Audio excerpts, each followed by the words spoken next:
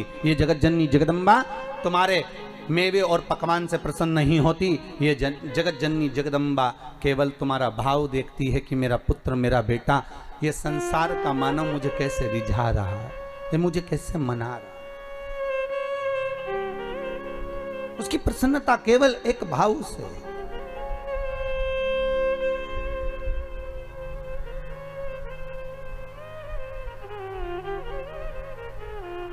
केवल एक भाव।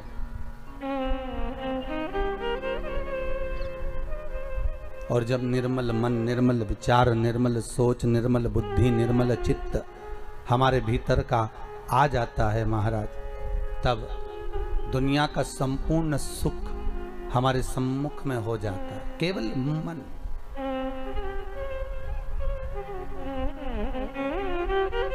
केवल मन।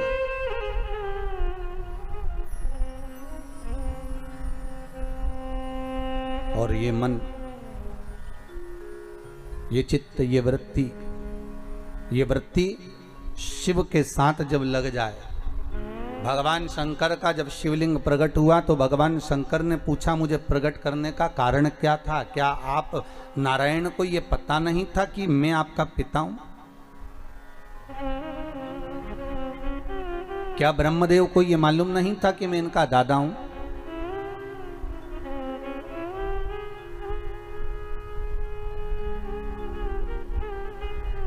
कौन है इस?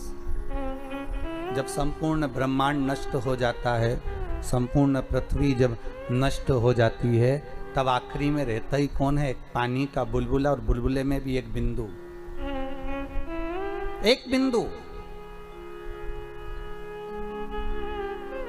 कभी ब्रह्म कुमारी आश्रम में जाकर देखिएगा, वहां से अगर आप ज्ञान प्राप्त करेंगे तो वहां की बहन जी बताती हैं कि मात्र अगर इस संसार की रचना का केंद्र बिंदु कोई परमात्मा है तो एक बिंदु है। वो बिंदु कोई दूसरा नहीं, आद्य शक्ति भगवान शिव ही, शंकर ही। उस ब्रह्म कुमारी आश्रम में बताया जाता है, बहन जी बताती हैं कि ये बिंदु ही शंकर है। उस शंकर से ही सर्व जगत की उत्पत्ति है। उस शिव से, उस शंकर से, उस कैलाशी से, उस त्रिकालदर्शी से सर्व जगत की उत्पत्ति है। जैसे मकड़ी जाले को बना देती है और भगवान शंकर भी उसी तरह जाले को निर्मित कर देते हैं, संसार को निर्मित कर देते हैं। पर जब देखते हैं कि संसार के लोग मुझसे दूर हो गए, ये संसार के लोग भजन चित्त वृत्ति से दूर हो गए, इनके भीतर का अहंकार जाग गया है, अहमता जाग गई है, और दिन भर एक बात कहते हैं कि मैं हूं, मैं कर रहा हूं। अगर मैं दुकान नहीं जाऊंगा तो काम नहीं होगा, मैं घर नहीं चलाऊंगा तो काम नहीं होगा, मैं फैक्ट्री नहीं चलाऊंगा तो फैक्ट्री नहीं चलेगी, अगर मैं नहीं होऊंगा तो यह काम नहीं होगा। हर व्यक्ति के मन में केवल एक ही बात अड़ जाती है कि मैं हूं तो हो रहा है, मैं हूं तो होगा, अगर मैं नहीं होऊंगा तो कुछ नहीं होगा। कई लोगों के मन में ये भाव। तो भगवान ने इस कोरोना महामारी में पूरे साल में दिखा दिया कि सारा लॉकडाउन लाकर पटक कर तुमको घर में लाकर छोड़ दिया। ना तुम्हारी फैक्ट्री चल रही थी, ना तुम्हारी दुकान चल रही थी, ना तुम्हारे घर में कोई कमाने जा रहा था, ना कोई सामान लेने जा रहा था। फिर ये बताओ कि तुम्हारा घर कौन चला रहा था? घर चलाने वाला वो आद्य शक्ति भगवान शिव ही था, वो त्रिकालदर्शी, वो कैलाशी, वो शंकर ही था। भगवान शिव को दिखाना था कि ये मैं हूं। इसलिए रुद्राष्टाध्याय में आया, आकाश पताल सर्वस्व में कोई दूसरा नहीं। तलातल में मैं हूँ, रसातल में मैं हूँ, जलचर में मैं हूँ, थलचर में मैं हूँ, वायुचर में मैं हूँ, तुम्हारी श्वासों में मैं रमण कर रहा हूँ। तुम मुझे पहचान गए, फिर संसार सागर का कोई दुख तुम्हारे सम्मुख में नहीं आ सकता।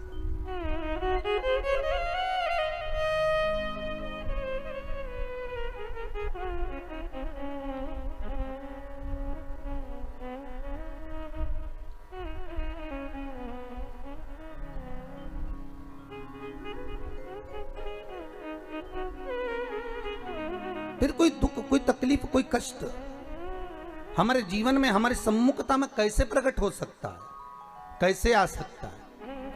आप अगर दिल से परमात्मा को रिझा रहे हो, आप अगर दिल से परमात्मा को बुला रहे हो, तो उस परमात्मा को तुम्हारे सम्मुख में होना जरूरी है। फिर वही बात आ गई, बच्चा घबराया तो पिता ने जेब में एक पर्ची डाल दी। वो पर्ची केवल उस बालक की जेब में नहीं है,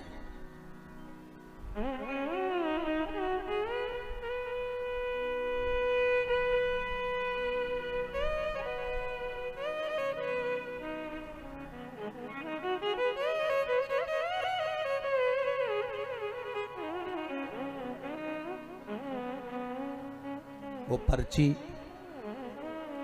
केवल एक बालक की जेब में नहीं, वो पर्ची भगवान जब हमें पैदा किया, संसार सागर में जब उसने भेजा, माता के गर्भ से जब हमने जन्म लिया, वो पर्ची भगवान ने अपनी जेब में भी डालकर भेजी है। इस मन में एक पर्ची को रख दिया गया है कि जब तू दुख लगे, जब तुझे कष्ट लगे, जब तुझे लगे कि अब कोई साथ नहीं दे रहा, तब चिंता मत करना, वो पर्ची को निकाल लेना कि पीछे मैं खड़ा हूँ तो चिंता मत करना, मैं तेरे साथ में हूँ। अगर सुख में हूँ तो दुख में भी तेरे साथ में हूँ। क्यों चिंता कर, क्यों चिंता? आज तीज है, सौभाग्यवती केवल 7 दाने चावल के जल के पात्र में चंदन में भिगोकर डाल देने पर और उससे कामना कर कर, आरोग्यता की कामना कर कर, मात्र घर के जो मटका होता है, परिंदा होता है, उसके पास में समर्पित कर देने पर भगवान शंकर का नाम स्मरण कर कर जीव की रोग से मुक्ति भी हो जाती है। रोग नहीं घेरता उसको, आरोग्यता का अनुभव, आरोग्यता का सुख प्राप्त होता है। शिव महापुराण के लिए लोग कहते हैं, कई लोगों के, कई विप्रजन, कई ब्राह्मण जन भी पूछते हैं, गुरुदेव ये बताओ कि इतने सारे उपाय आप बताते हो पुराणों में से निकाल कर, और हम भी प्रयास करें इसको निकालने के लिए, तो हम कौन सी पुराणों में ढूंढे? तो आपसे भी निवेदन है, स्कंद पुराण से निकालिए, लिंग पुराण से निकालिए, नर्मदा पुराण से निकालिए, देवी भागवत से निकालिए, श्रीमद् भागवत से निकालिए, शिव महापुराण से निकालिए, गर्ग संहिता से निकालिए, पद्म पुराण से निकालिए, राधा वल्लभी से निकालिए, एक एक पुराण में से, एक एक चरित्र में से, और तो और हम तो सहज भाषा में कहते हैं कि गीता प्रेस गोरखपुर की सारी गीता प्रेस गोरखपुर के अंकों को लेकर आ जाइए, चाहे शिव अंक हो, चाहे सती अंक हो, चाहे पार्वती अंक हो, चाहे मानस अंक हो, चाहे धेनु अंक हो, एक एक भगवान गीता प्रेस का एक एक अंक खरीद कर लेकर आओ, कल्याण का एक एक अंक तुम्हारे पास में लेकर आओ, और उस अंक में से एक एक उपाय को निकालने का प्रयास करो। आपको सारे उपाय मिल जाएंगे जो इस व्यासपीठ से बताए जाते हैं। सारे उपाय आपके सामने आ जाएंगे कि जो व्यासपीठ से दिए गए, सारे उपाय आपके सम्मुख में, आप निकालो और उसको पढ़ो और उसको लाइए। बस दबा दिया गया। आज ढोंग, प्रपंच, छल ने, दुनिया के लोगों ने शिव महापुराण के उपायों को, शंकर की कथा को दबा दिया था। सारी पुराणें होती थी पर शंकर की पुराण नहीं होती थी महाराज, दबा दिया गया था। और शिव महापुराण को केवल जगत में लेकर आना चाहते हैं कि शंकर को दुनिया पहचाने, शिव की साक्षी को पहचाने। शंकर है क्या, शिव का अनुमोदन क्या है? दुनिया के लोग टीवी के माध्यम से फिल्मों का निर्माण कर कर कह देते हैं कि इस पर दूध चढ़ाना, क्यों चढ़ा रहे हो, गरीब बच्चे को दूध पिला दो, ऐसा क्यों कर रहे हो? उस शंकर को जगत तक पहुंचाना है कि शंकर पर दूध क्यों चढ़ाया जाता है, शंकर पर दही क्यों चढ़ाया जाता है, शंकर पर जल क्यों चढ़ाया जाता है, शंकर पर बेलपत्री का महत्व क्या है, शंकर पर शमी पत्र का महत्व क्या है, क्यों शंकर भगवान को शमी के वृक्ष का मात्र 7 फूल चढ़ा देने पर व्यक्ति की मनोकामना पूर्ण हो जाती है, क्यों कहा जाता है? उसको निकालो, उसको समझो, उसको पढ़ो, उसको अपने जीवन में उतारो। सारे देवी देवताओं को बहुत सा सामान चाहिए होगा, पर मेरे विश्वनाथ को कुछ नहीं चाहिए, मेरे शंकर को चाहिए क्या? अगर आपके जीवन में ऐसा लगे कि बहुत बड़ी बीमारी आ गई और आपके घर का व्यक्ति वेंटिलेटर पर पड़ा हुआ है, तो शमी के वृक्ष के फूल ले आओ 7, और शमी के वृक्ष के 7 फूल लाकर एक एक फूल शंकर भगवान को श्री शिवाय नमस्तुभ्यम कहकर उस व्यक्ति के लिए जो पड़ा हुआ है, अंतिम सांसें गिन रहा है, जिसको अटैक आ गया, अंतिम सांसों में जो गिन रहा है, उसके नाम से भगवान शंकर पर चढ़ाना प्रारंभ कर दो। मात्र 7 पुष्प, उस शमी के वृक्ष के 7 पुष्प आप शिव को समर्पित करिए, उसका नाम और गोत्र बोलकर, और भगवान शंकर का मूल मंत्र श्री शिवाय, जम के बोलिए श्री शिवाय नमस्तुभ्यम बोलकर एक एक शमी का फूल शंकर पर चढ़ाना प्रारंभ कर दो। फिर आगे वो विश्वनाथ की मर्जी है, वो प्राण कैसे लेकर वापस आता है, उस काल से छुड़ाकर महाकाल कैसे लाता है, ये वो जाने। आपका फर्ज केवल आप अदा करिए। जब अंत में डॉक्टर भी हार जाते हैं, जब अंत में डॉक्टर भी कह देते हैं कि अब हमारे बस का नहीं है, अब तो उस परमात्मा के हाथ में, मतलब डॉक्टर को भी मालूम है कि एक और डॉक्टर बैठा हुआ, एक डॉक्टर और है, वो बस वो थोड़ा सा दूर तो रहता है पर करीब भी बहुत है। कई लोग कहते हैं गुरुजी वो कैलाश पर रहता है बहुत, तो उनको बुलाएंगे तो आएंगे। हमने कहा कैलाश पर तो रहता ही नहीं है, जहाँ भक्त है वहाँ भगवान, वो दूर तो रहता ही नहीं। आप तो बस केवल उसको बुलाने का प्रयास करिए, आप दिल से बस उसको हाजिर, वो दिल से बुलाओ तो उसको।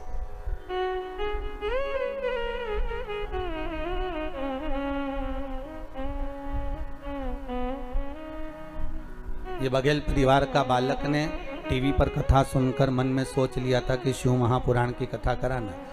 ये बालक कहता है कि गुरुदेव हमने तो सोचा ही नहीं था कि आप गांव के अंदर गांव के अंदर गांव, वहाँ प्रतापगढ़ फिर रानीगंज से फिर या कौन सा गांव पांडतारा में है कथा करने आ जाओगे। ये बड़ा आश्चर्य की बात। तो ये केवल कोई ना हमारे बस का है ना आपके बस का है। बघेल परिवार अच्छे सुन लेना, ये तो शिव के बस का है। शंकर से आपने विनती करी तो भोलेनाथ ने यहाँ कथा करवा दी, कोई दूसरा नहीं कर सकता, शिव करे सो।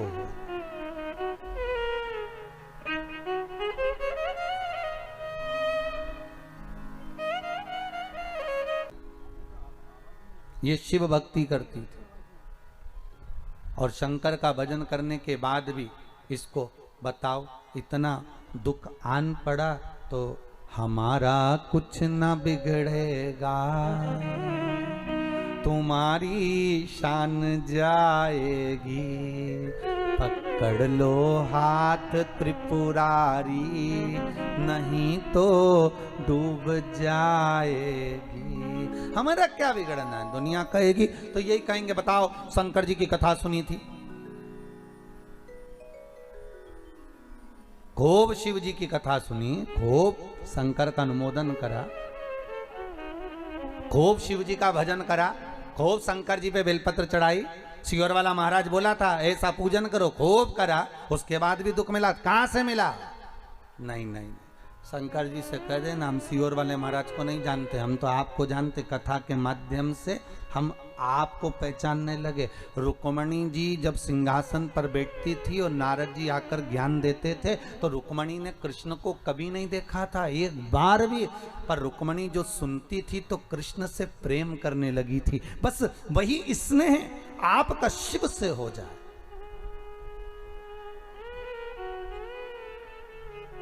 ये जो प्रेम होता है ना, इस प्रेम में होता ही ऐसा, जिससे आप प्रेम करते हो ना उसको दुख होता है ना, तो जो आपसे प्रेम करता है ना दुख उसको ज्यादा होता है। बताओ उसका मोबाइल ले लिया, उससे बात नहीं करने दे रहा, मैं उसको दूसरा दिला दूंगा। शंकर ये प्रेम वाली बात है। अगर हम शिव से स्नेह करते हैं तो दुख तुम्हारा होगा, तो रोने वाला शिव होगा, कष्ट मिटाने वाला शंकर होगा। अगर शंकर से लगन लगाई है, शिव का स्मरण किया है, शंकर का अनुमोदन करा है, तो दुख तुम्हारा होगा, कष्ट तुम्हारा होगा, तकलीफ तुम्हें आएगी, और मिटाने वाला मेरा शंभू होगा, आने वाला शिव होगा, शंकर होगा। कि इसका मोबाइल छुड़ा लिया तो जो प्रेम करने वाला होता है ना वो दूसरा मोबाइल दिलवा देता है, ले 5000 का दूसरा। और अगर मम्मी ने ये भी ले लिया तो चिंता मत कर, और दूसरा दिला दूंगा। शंकर जी भी ऐसा ही, तू मुझसे प्रेम करता है, तेरे को अगर दुख आया चिंता मत करना, दुनिया ताने देगी, गाली देगी, अपशब्द कहेगी, मैं बैठा हूं पीछे से, डब्बे में तो मैं ही हूं ना पीछे, चिंता क्यों करता। और अगर दुनिया की वस्तु कुछ ले भी ली तो मैं बैठा हूं, क्यों चिंता करना। अभी एक ये प्रश्न है, देखो आप, संजीत जी द्विवेदी हैं, भगवा शिवनगर से, प्रतापगढ़ से हैं। कहाँ बैठे हैं? अच्छा, संजीव जी आप ही हैं। आपने एक प्रश्न किया है गुरुदेव कि आपने तुलसी जी का महत्व समझाया, रुद्राक्ष का महत्व समझाया, पर आप कहते हैं कि गले में तुलसी हो, रुद्राक्ष हो, स्नान करने जाएं तो वो पानी शरीर पर आता है तो गंगा यमुना सरयू सरस्वती का फल मिल जाता है। पर हमारे को ऐसा सुनने को मिलता है कि रात को तो तुलसी की माला, रुद्राक्ष की माला उतार दी जाती है, फिर हम सुबह स्नान करने जाते हैं तो वो जल तो रहता ही नहीं है। पहली बात तो संजीव जी, शिव महापुराण की कथा कहती है कि इस श्वास का कोई भरोसा नहीं है, हर पल जपो। तो यहां शास्त्र कहता है कि गले में जो तुमने तुलसी की माला धारण करी है या रुद्राक्ष पहना है, उसको उतारने का महत्व नहीं है कहीं पर भी, कि आप इसको उतार को रात पर सोइए। बैठिए। बहुत सुंदर प्रश्न करा आपने, जगत कल्याण के लिए। ये सभी के मन में प्रश्न आता है कि हम तुलसी की माला पहने या हम रुद्राक्ष। बैठिए। रुद्राक्ष की माला पहने तो हम रात को उतार दें? कौन कहता है? आप तो तुलसी रुद्राक्ष कभी शमशान में भी आप पहनकर चले गए, कभी हॉस्पिटल में भी आप पहनकर चले गए, कभी किसी सूतक सुए के घर में भी आप पहनकर चले गए, तो ना तो तुलसी ना रुद्राक्ष ये दोनों कभी अशुद्ध नहीं होते। जैसे गंगा का जल जहाँ भी रख दो वो हमेशा शुद्ध ही रहता है, उसी तरह तुलसी और रुद्राक्ष भी शुद्ध है, वो कभी अशुद्ध नहीं होते। कौन कहे आपसे कि आप इसको उतारो और मालूम पड़े अपन उतार के रात को सो और रात के प्राण निकल गए तो? भाई जीवन का क्या भरोसा है? कौन ने देखा, किसने देखा, कब देखा? तो यहां तो शास्त्र कहता है कि बिना तुलसी के भगवान जब भोग ग्रहण नहीं करता तो बिना तुलसी के भगवान तुम्हें बैकुंठ कैसे घुसने देगा, प्रवेश कैसे देगा? बिना बेलपत्री के शंकर कुछ अंगीकार नहीं करता तो बिना रुद्राक्ष के शिव कैलाश कैसे लेकर जाएगा? और प्राण अगर रात को निकल गए तो? इसलिए शिव महापुराण की कथा कहती है कि गले में अगर तुलसी की माला होगी, रुद्राक्ष की माला होगी, तो कम से कम ये काम तो आ जाएगी। नहीं तो मरने के बाद ईमानदारी से बोलना रे, जितने लोग टीवी पर कथा सुन रहे हो, जितने ये पांडे तारा में कथा सुन रहे हो, प्रतापगढ़ के जितने लोग कथा का श्रवण कर रहे हो, उनसे निवेदन है ईमानदारी से बोलना, मरने के बाद व्यक्ति जिस गद्दे पर सोता है वो गद्दा बाहर फेंक दिया जाता है। बोलो सही है कि गलत है? अच्छे से तो बोलो। सही है? व्यक्ति जिस दरी पर मरा उस दरी को बाहर फेंक दिया जाता है। व्यक्ति जिस चादर को ओढ़कर मरा वो चादर बाहर फेंक दी जाती है। व्यक्ति जिस कपड़े को पहना वो कपड़े बाहर फेंक दिए जाते हैं। अब ईमानदारी से बोलो तो व्यक्ति जिस चेन और अंगूठी को पहना वो, उसका क्या होगा? मान लो उसने चेन अंगूठी पहन रखी है। अरे पांडे तारा वालों जल्दी बोलो, उसका क्या करना है? नहीं चेन अंगूठी का क्या करना है फिर अपने को? है माताएं बोल रही है कि रख लेंगे, और वो कपड़े वो फेंक दिए, वो दरी वो फेंक दी। वो मरने वाले के नीचे दरी भी बिछाते तो ऐसी बिछाते जिसका पूरा कलर चले गया। मरने वाले के ऊपर चद्दर भी बिछाएंगे तो ऐसी बिछाएंगे जो पूरी धुल के जिसका कलर चले गया, बेकार फेंकने वाली, वो उड़ा देंगे। कपड़े भी ऐसे और सब सामान फेंक देंगे। पर कोई चेन, वो सोने की इतनी मोटी चेन पहन के बैठ, भले मोटी नहीं हो पतली हो तो कोई फेंकेगा नहीं। अंगूठी नहीं। और सोने की बटन लगाता काका जी तो बटन कुर्ता फेंका तो फेंक दे? नहीं। कौन फेंकेगा? कोई। तो मतलब अंदाजा लगा लो कि दुनिया के लोग तुमसे प्रेम नहीं करते, दुनिया के लोग तुमसे दिखावा करते हैं। प्रेम तो उनको सोने और चांदी और प्रॉपर्टी से है, इसलिए तो नहीं फेंकी, नहीं तो तुम्हें तो फेंक देते। कब का? जब तुम्हारे कपड़े फेंक दिए, तुम्हारी दरी फेंक दी, तुम्हारी चादर फेंक दी, और तुम्हें नहीं रखा मरने के बाद, तुम्हें ले जाकर शमशान में फेंक दिया। संभाल के तो केवल चेन अंगूठी रखी, संभाल के तो तुम्हारे आभूषण वगैरह रखे, तो फिर मतलब क्या है? दुनिया के लोग तुमसे कहाँ का प्रेम करते हैं? दुनिया के लोग तो केवल प्रेम करते हैं तुम्हारे धन और दौलत से, तुम्हारी संपदा से। जब व्यक्ति की गरीबी आती है ना, तो दुनिया के लोग सोचते हैं कहीं मांगने ना आ जाए, और दुनिया की जब अमीरी आती है तो दुनिया के लोग सोचते हैं कि ना जाने कहाँ डाका डालकर लेकर आया होगा। विचार करिए, संसार की इस दृष्टि को विचारिए जरा कि क्या दृष्टि है लोगों। क्यों इसीलिए शिव महापुराण की कथा कहती है शंकर कहाँ रहते हैं, जम के बोलो, शमशान में। शिव शमशान में निवास करते हैं क्योंकि उनके ससुर दक्ष प्रजापति ने श्राप दिया था, हे शंकर मैं तुम्हें श्राप देता हूं कि तुम शमशान में निवास करोगे। शंकर भगवान बड़े खुश हुए, मेरे ससुर जैसा दुनिया में कोई ससुर नहीं होगा। प्लाट भी दिलाया तो ऐसी जगह जहां कोई कब्जा ही नहीं करेगा। इतनी सुंदर जगह पर मुझे रहने की व्यवस्था दे दी, वहां कौन कब्जा करने जाएगा। बस सबसे ज्यादा दुख था शमशान में रहने पर तो पार्वती जी को दुख था। पार्वती जी हमेशा शंकर जी से कहती थी अपन शमशान में रहते हैं, अपने को कौन मिलने आएगा। शंकर जी बोले चिंता मत कर, नहीं आएगा तो बांध के लाया जाएगा, और जो एक बार आ गया दूसरी बार कभी नहीं जाएगा। सबसे ज्यादा टेंशन पार्वती जी को था, अपने से कौन मिलने आएगा। इतनी दूर मकान बनाएंगे, जंगल में मकान बनाएंगे, गांव को छोड़कर इतने खेत पे मकान बनाएंगे तो वहाँ कोई नहीं आएगा, वहाँ डर अलग लगेगा। तो शंकर भगवान की कथा देखो, कोई नहीं आएगा, आएगा जब आएगा, और एक बार आ गया तो वापस जाएगा ही नहीं, रुकेगा, फिर क्या करे जाकर। कई लोग हमसे ही कहते हैं, अरे गुरुजी आपने वो आपका कुबेरेश्वर महादेव मंदिर बना रहे हो, गौशाला बना रहे हो, वृद्धाश्रम बना रहे हो, तो कहाँ जंगल में बना रहे हो। इसको बनाना था तो कहीं वृंदावन में बनाना था। बड़े बड़े महाराज वृंदावन में आश्रम बना रहे हैं, बड़े बड़े महाराज हरिद्वार में बना रहे हैं।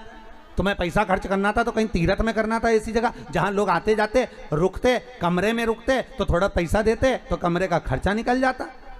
तो हमने कहा हमने कुबेरेश्वर महादेव का मंदिर बनाया है, गौशाला बनाई है, वृद्धाश्रम बनाया है, वहां पर एंजॉय करने के लिए होटल नहीं बनाया कि आओ एसी के रूम में रुको और एंजॉय करो और चले जाओ। जिसको आना है वो शंकर जी के लिए आएगा, जिसको आना है वो गौ माता के लिए आएगा, जिसको आना है शंकर से मिलने के लिए आएगा। इसलिए कुबेर भंडारी का जो मंदिर सीहोर से 10 किलोमीटर दूर पर जंगल में जो बनाया जा रहा है, उसका कारण केवल इतना है कि यहाँ जो आएगा केवल शंभू के लिए आएगा, और जो शंकर के लिए आएगा तो कुबेर भंडारी उसके लिए खजाना खोल ही देगा, इसलिए उसको वहां बनाया।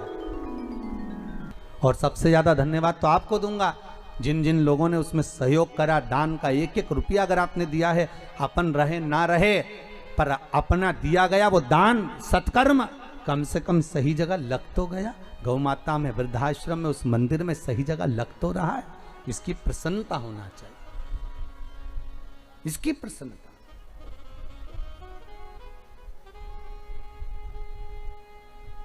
अपनी चित्तवृत्ति, अपना मन बनाओ।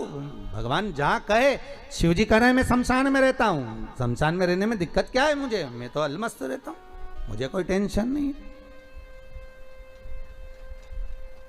पार्वती जी बोली कितना बुरा लगेगा लोगों को यहां आने में। शंकर भगवान बोले आने में बुरा लगेगा तो लगे, पर जो भी आएगा थोड़ी देर कम से कम बैठेगा तो सही हो। लोगों के पास फुर्सत नहीं आज के जमाने में 5 मिनट बैठने की, पर शमशान में आएगा तो थोड़ी देर बैठेगा, ये पक्का। तू क्यों चिंता करती, छोड़ उसको। हमारी चित्तवृत्ति शिव में है, हमारा मन शंकर में है। इस मन को अगर शिव में लगा दिया तो शिव की दृष्टि हम पर है, शिव की दृष्टि हम पर। एक और प्रश्न है, बड़ा सुंदर है मेरा प्रश्न। क्या किसी ने लिखा है,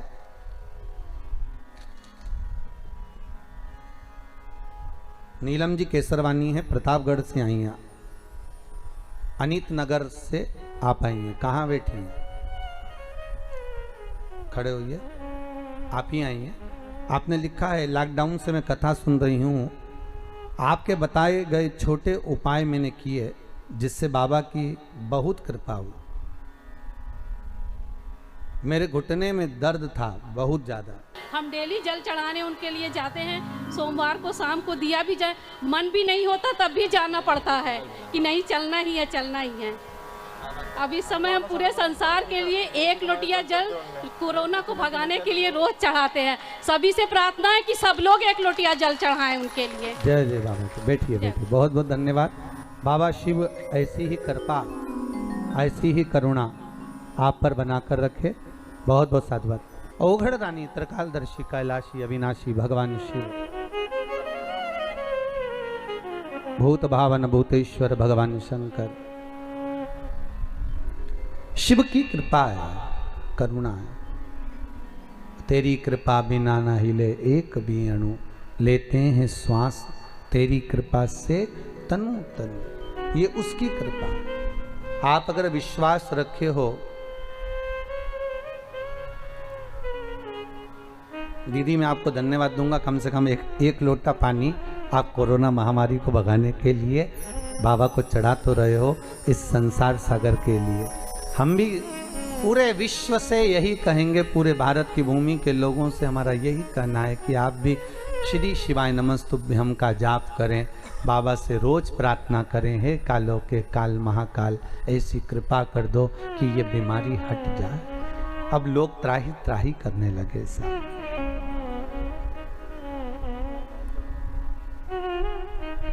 आओ आओ मेरे महाकाल आ जाओ, आओ आओ। एक लाइन बाबा के लिए बड़े प्रेम से सभी लोग गाएं। ओम नमः शिवाय। शिव का प्रथम अक्षर, शिव का प्रथम स्वरूप ओम नमः शिवाय। जो प्रकट हुआ, प्रथम लिंग जो प्रकट हुआ शिवलिंग, उसी में से प्रकट हो गया, उसी में से। अब भगवान शिव कह रहे हैं कि नहीं ब्रह्मदेव तुम जानते नहीं हो हमको, और ब्रह्मा कह रहे हैं आप नहीं जानते, ब्रह्मा असत्य पर और शिव सत्य पर।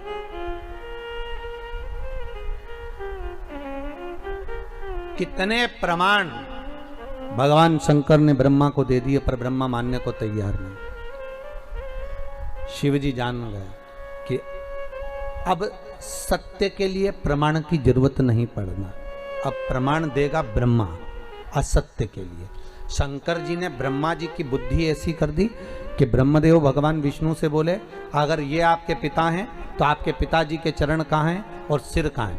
इस शिवलिंग का सिर देखने के लिए मैं जाऊंगा, आप चरण देखने के लिए जाओ और ढूंढ कर लेकर आओ भगवान के चरणकार, मैं शीश देखने जाता हूं। भगवान ने बुद्धि फेर दी। विनाश काले विपरीत बुद्धि। जब व्यक्ति का विनाश आता है, जब मनुष्य नष्ट होने वाला रहता है, तो दूसरे की निंदा करना प्रारंभ कर देता है, दूसरे के लिए अपशब्द बोलना चालू कर देता है, दूसरे को नीचे दिखाना प्रारंभ कर देता है, दूसरे पर उंगली उठाना चालू कर देता है।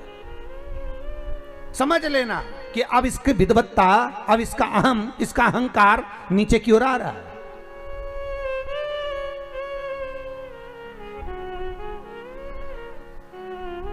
उठाओ उंगली, मना नहीं है, पर पहले सबूत सामने रखो। ब्रह्मा जी भी बार बार कह रहे हैं सिर कहाँ है, कहाँ है चरण। गए भगवान विष्णु ने कहा क्या चाहते हो ब्रह्मदेव। ब्रह्मदेव कह रहे हैं कि आप चरण ढूंढो। भगवान का ठीक है मैं जाता हूँ चरण ढूंढने के लिए। शिवलिंग का चरण ढूंढने के लिए भगवान नीचे गए, ब्रह्मा शीश ढूंढने के लिए ऊपर गए। अब भगवान चरण ढूंढने गए, उनको चरण मिले ही नहीं, वापिस आ गए। ऊपर गए ब्रह्मा जी, जाते जाते केतकी का पुष्प मिल गया, उसको ले लिया साथ में। गौ माता मिल गई, उसको ले लिया साथ में। चलो तुम सबूत देना, कह देना कि भगवान ब्रह्मा को सिर मिल गया। तो झूठ बोलने का क्या लाभ होगा। केतकी के पुष्प से बोला तुझे सुगंधित बनाकर रखूंगा, देवताओं पर तू चढ़ेगा। और गाय कहने लगी मेरा क्या लाभ। तो भगवान ब्रह्मदेव कहने लगे अगर तू जाकर मेरे भगवान शिव के सामने एक बार झूठ बोल देगी तो तुझे घर की पहली रोटी खाने को मिलेगी। गौ माता बोली चलो ठीक है बोल देती हूँ। चले गए, आ गए सामने। भगवान ब्रह्मा ने भगवान विष्णु से पूछा नारायण हे प्रभु आपको क्या भगवान के चरण मिले। भगवान विष्णु ने तो कह दिया मुझे चरण मिले ही नहीं। शंकर भगवान के मुख से निकल गया जय हो सत्यनारायण भगवान की। स्कंद महापुराण की कथा कहती है सत्यनारायण की कथा यही शंकर की कथा से निकली है। कौन से भगवान की कथा? सत्यनारायण भगवान।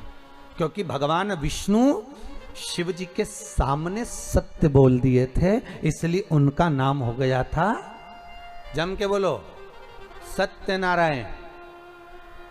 अब आज के जमाने में तो जिसका नाम सत्यनारायण रहता है वो भी असत्य बोलता फिरता है। बड़ी आफत है। अरे कम से कम थोड़ा बहुत तो नाम का अंश रखो रे, कम से कम थोड़ा बहुत तो नाम का ध्यान रखो कि अपना नाम क्या है। अगर तुम्हारा नाम शांति बाई है तो कम से कम थोड़ी तो शांत रहे। और अगर तुम्हारा नाम भीम सिंह है, वो हमारे यहाँ एक पंडित जी हैं, उनका नाम भीम है, और तो वो हमेशा ही भीम जैसी दादागिरी दिखाते रहते। वो तो जब देखो जब दादागिरी दिखा, और जो भी मिले उससे बस वो दादागिरी, मैं ऐसा कर दूंगा। मैंने कहा ए भीम शांति बैठ।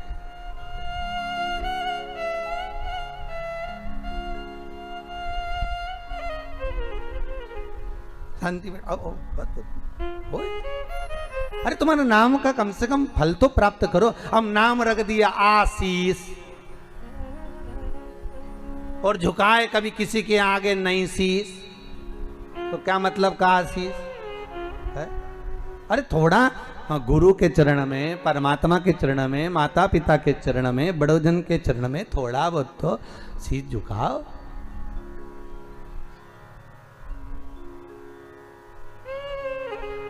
थोड़ी नम्रता। महाराज प्रेम हो जहां, स्नेह हो जहां। झूठ बोल रहे हैं भगवान सत्यनारायण हो गए। ब्रह्मा जी ने कहा आपको चरण नहीं मिले? नहीं। भगवान विष्णु ने पूछ लिया आपको भगवान शंकर का सिर मिला क्या? ब्रह्मा जी बोले बिल्कुल मेरे को तो मिला। अब एक बार अगर कहीं का व्यक्ति झूठ बोल देना तो उसको फिर झूठ बोलना पड़ता है। एक जगह हम कथा करने गए तो हमने उनकी सास से पूछ लिया तुम्हारी बहू नहीं आ रही कथा में? क्या गुरुजी अब क्या बताएं, बच्चों की पढ़ाई चल रही। अच्छा, एग्जाम का टाइम आ गया, बच्चों के 2 पेपर हो गए तो पढ़ाई। हमने कहा ठीक है। अब हम उनके पड़ोस में पधरावनी के लिए गए। अब वो माने नहीं तो हम पड़ोस में चले गए तो इनकी बहू आ गई और बहू मिली तो बहू से कहा हमने, कहा क्यों तुम कथा में नहीं आ रही? तो क्या अम्मा से कहा था हमने कि हमको कथा में ले चलो। तो अम्मा बोली तू क्या करेगी कथा में जाके, हमको नहीं ले गई। तो हमने कहा तुम्हारी अम्मा तो बोल रही थी कि बच्चों के एग्जाम चल रहे हैं, 2 पेपर हो गए, इतने में तो डोकरी आ गई। और जो बूढ़ी अम्मा आई, हमने अम्मा से कहा क्यों रही डोकरी, झूठ बोले, क्यों झूठ बोल रही हो कि बच्चों के पेपर चल रहा है? अरे महाराज मैं मेरे बच्चों की थोड़ी ना कह रही थी, तो मैं तो पड़ोसी के बच्चे की कह रही थी। मैंने कहा वाह रे गजब, ये तो उसी में का हाल है जैसे एक अम्मा रोज बेचारी लकड़ी लेने जाए, रोज थक जाए, थकने के बाद भगवान से कहे भगवान मैं तो बहुत थक गई, तू तो मुझे उठा ले, अब तो संसार से उठा ले, अब मुझे रहना ही नहीं, तू तो उठा ले। एक दिन लक्ष्मी जी ने भगवान विष्णु से कहा भगवान ये रोज रोज कहती है उठा ले उठा ले, उठा ला। तो भगवान बोले कोई झाड़ू है जो उठा ले? परंतु रोज रोज तो कह रही ना उठा ले उठा ले। तो भगवान कहा ठीक है अब कल बोलेगी तो उठा लाऊंगा। उसने कल फिर हे भगवान मैं तो थक गई, संसार में आकर फंस गई, तो मुझे उठा ले।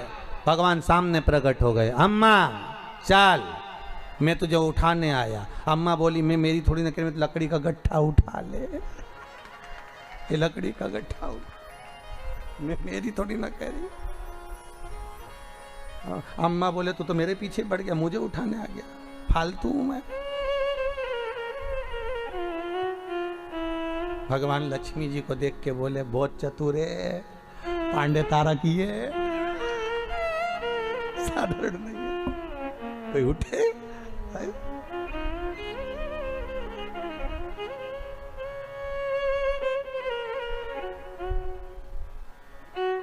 एक बात तो है पांडे तारा में आनंद तो है, कुछ भी हो उत्तर प्रदेश की ये धरा आनंदमय तो है महाराजो, आनंद।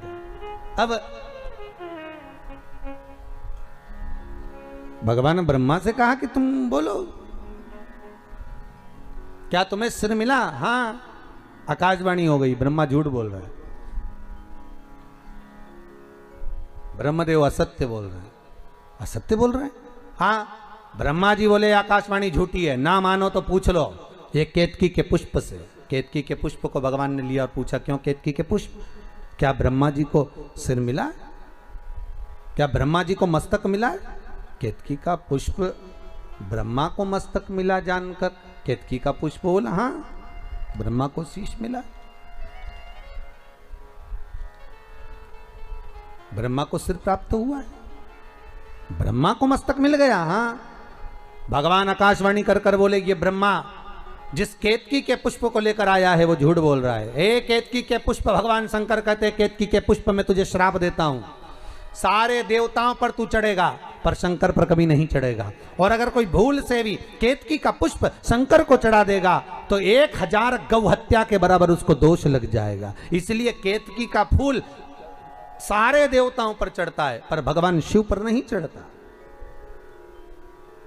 शंकर पर नहीं चढ़ता।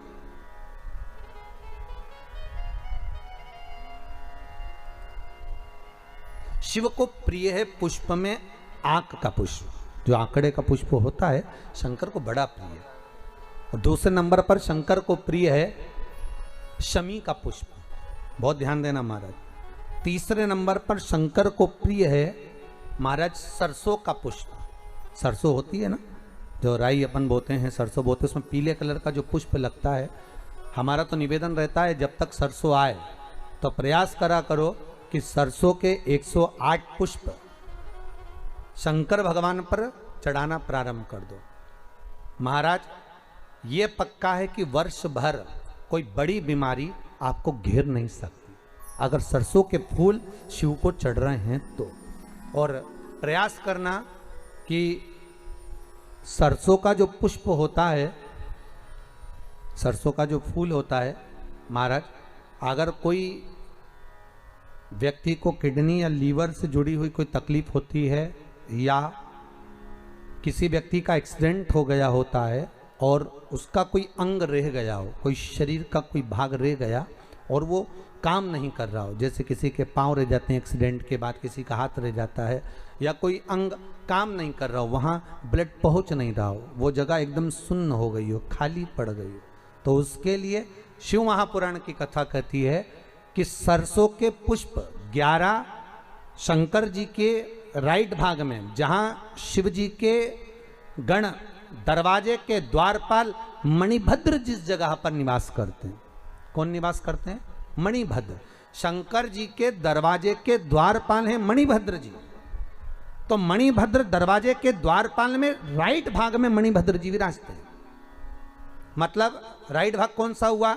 जब आप मंदिर से बाहर निकलेंगे तो राइट भाग, मंदिर में प्रवेश करेंगे जब राइट नहीं होना चाहिए, आप मंदिर से जब जाएं तो राइट भाग। मतलब आप मंदिर से राइट से जाएंगे तो शंकर जी का भी राइट हो जाएगा, क्योंकि शिव जी ऐसे बैठे हैं तो शंकर जी का भी राइट हो गया, देवता उनका भी राइट हो गया, तो राइट भाग सीधा हाथ मणिभद्र जी का स्थान। 11 सरसों के पुष्प मणिभद्र के उस द्वार पर आप रख दीजिए और मणिभद्र के द्वार पर रखकर अंदर जाकर 108 वापिस जब आप बाहर निकल रहे हैं, ये पुष्प आप रखने के बाद एक बार बाहर जाएंगे, फिर वापिस आएंगे मणिभद्र के रखने के बाद, और अंदर जाकर 108 सरसों के पुष्प शंकर को समर्पित करेंगे महाराज। उस सरसों के पुष्प जो शिव जी को आप समर्पित कर रहे हैं उसको वापिस लेकर आएंगे, श्री शिवाय नमस्तुभ्यम बोलकर उस सरसों के पुष्प को महाराज सरसों के तेल की बोतल में उसको डाल लीजिए। शंकर भगवान को किसी भी प्रदोष में शाम के समय प्रदोष काल में उस तेल को वापस ले जाकर चढ़ा दीजिए शिव जी को, उसको वापस लेकर आ जाइए। उस तेल का प्रयोग आप नाभि में डालिए और जो शरीर काम नहीं कर रहा उस स्थान पर कम से कम 15 दिन 20 दिन तक उसकी मालिश करना प्रारंभ करिए। बाबा चाहेगा तो चलाने का प्रयास कर देगा और वो अंग वो शरीर काम करने लगेगा। मणिभद्र का स्मरण, श्री शिवाय नमस्तुभ्यम, सब बोलिए एक बार जमकर, श्री, अरे पहले बोल दिया, हमारे साथ तो बोलो, श्री शिवाय नमस्तुभ्यम। भगवान शिव के मंत्र का स्मरण कर कर करते सरसों का जो पुष्प है उसमें आनंद की अनुभूति है, आनंद की।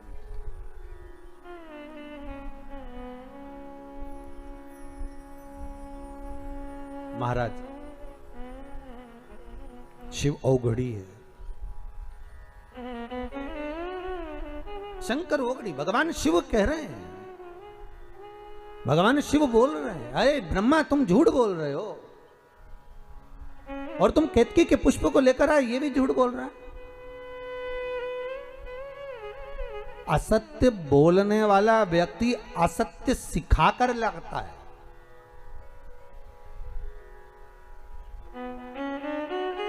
मैं फिर निवेदन करूंगा आप सबसे, पूरे महीने आप सत्य नहीं बोल सकते ना, मत बोलो। पूरे महीने में कम से कम 1 हफ्ता बना लो कि मेरे को इस हफ्ते में सत्य बोलना। एक हफ्ते भी सत्य नहीं बोल सकते तो निवेदन है कोई 2 दिन ऐसा बना लो कि मैं 2 दिन सत्य बोलूंगा।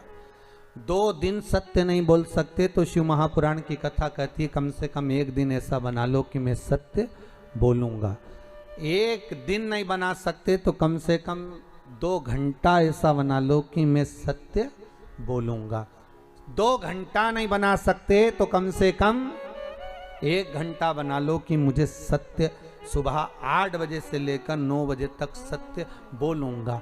पर किसी को बताना मत ही सत्य तुम कि 1 घंटे में इसी समय पर सत्य बोलता हूं, नहीं तो उस समय पर पत्नी आ गई और उसने कुछ पूछ लिया तो अच्छा आपत तुम्हारी है, फिर सत्य।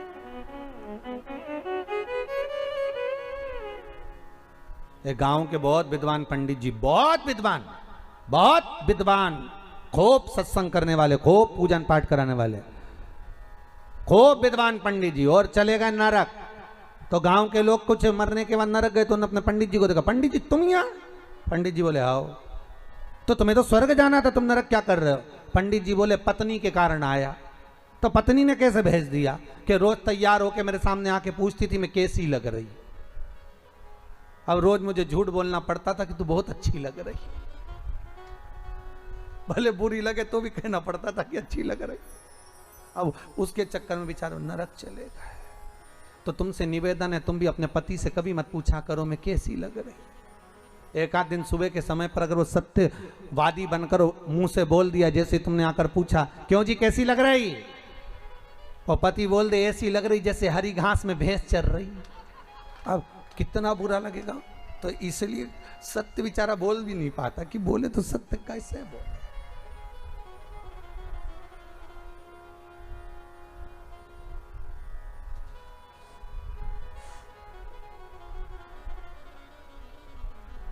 आज तो हमारे जजमान जिन्होंने पूजन करी वो दोनों पति पत्नी साथ में भी बैठे। जिन्होंने 2 दिन पूजन करी तो बेचारा एक यहाँ बैठती थी एक वहां बैठता था। तो हम भी टेंशन में रहते थे कि आखिर ये दोनों अलग अलग क्यों बैठे, बड़ा सोचना पड़ता था। हर हर भगवान शिव ओघड़ रानी सत्य की मूर्त है। आप ना बोल सके थोड़ा सत्य बोलिए साहब, अपनी जिंदगी को सत्यमय जीने का प्रयास करिए। सत्यम शिवम सुंदरम, जीवन में सत्य आएगा तो शिव मिल जाएगा, और शिव मिल गया तो जीवन सुंदर बन जाएगा। आप रूप अपनी जिंदगी आनंदमय हो जाएगी। जीवन को सुंदर बनाने के लिए सत्य की मूर्ति बनना प्रयास करिएगा। हमारे मन में जो आए हम सत्य कह दें, हमारे मुख पर जो आए सत्य कह दें। मरने के बाद तो लोग बोलेंगे राम नाम सत्य। अरे बोलो तो सही, तुम तो घबरा गए। बोलो राम नाम सत्य है। मरने के बाद दुनिया बोलेगी, और जब दुनिया बोलेगी तो अपन तो बोल ही नहीं पाएंगे क्योंकि अपन तो लेटे होंगे।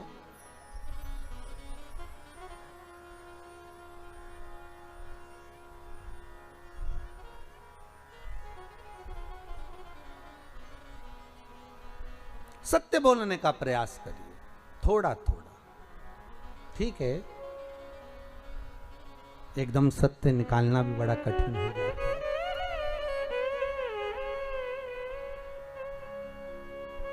है। एकदम अगर सत्य निकल भी जाए ना तो बड़ा कठिन।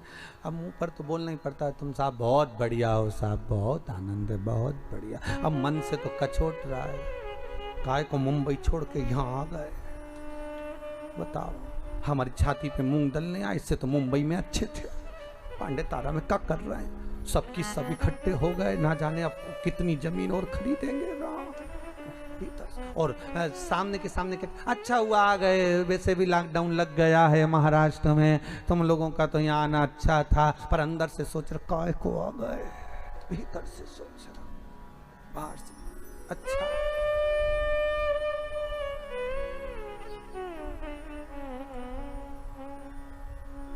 अच्छा तुम सोच तो रहे हो कि महाराज कैसी कथा बाचे राम, अब ऐसी बाचे महाराष्ट्र का तो काम ये। पर अपनी जीवन में सत्यता को थोड़ा सा लाओ। अये ब्रह्मा तुम झूठ बोल रहे हो, ब्रह्मदेव ने कहा मैं झूठ बोल रहा हूं। केतकी का फूल झूठ बोल रहा है तो गौ माता से पूछ लो। गौ माता को खड़ा करा, भगवान शिव ने पूछ लिया, बोल गौ माता क्या ब्रह्मा जी ने भगवान शंकर का सिर देखा है? तो गौ माता बोली हाँ ब्रह्मा जी ने सिर देखा। अब तो भगवान शिव को क्रोध आ गया। अरे गौ माता, तू जगत की मां कहलाती है। दुनिया के लोग तुझे पूछते हैं गौ माता, और तू कह रही है कि शंकर जी का सिर ब्रह्मा ने देखा है। मेरे सामने इस शंकर की साक्षी में तूने झूठ बोला है गौ माता। मैं तुझे श्राप देता हूं गौ माता, तेरा पूरा शरीर पूजा जाएगा पर तेरा मुख अपूज्य माना जाएगा। हिंदू धर्म में सारी परिक्रमा आगे से होगी पर गौ माता की परिक्रमा पीछे से होगी। हिंदू धर्म में सारा दान, कन्यादान, वस्त्रदान, मुद्रादान, स्वर्णदान, अन्नदान, सारा दान आगे से होगा पर गाय का दान पूंछ पकड़कर पीछे से होगा, क्योंकि तूने झूठ बोला है, तू असत्य बोली है। और तू असत्य क्यों बोल रही है? तू असत्य बोलने का कारण तेरा है क्या? क्यों असत्य बोली? केवल एक रोटी के लिए? और यही तो मनुष्य है साहब, मानव करता क्या? एक रोटी के लिए असत्य बोलता है, एक रोटी के लिए झूठ बोलता है, एक रोटी के लिए असत्यता का बिंदु पकड़ कर बैठता है, केवल एक रोटी के लिए।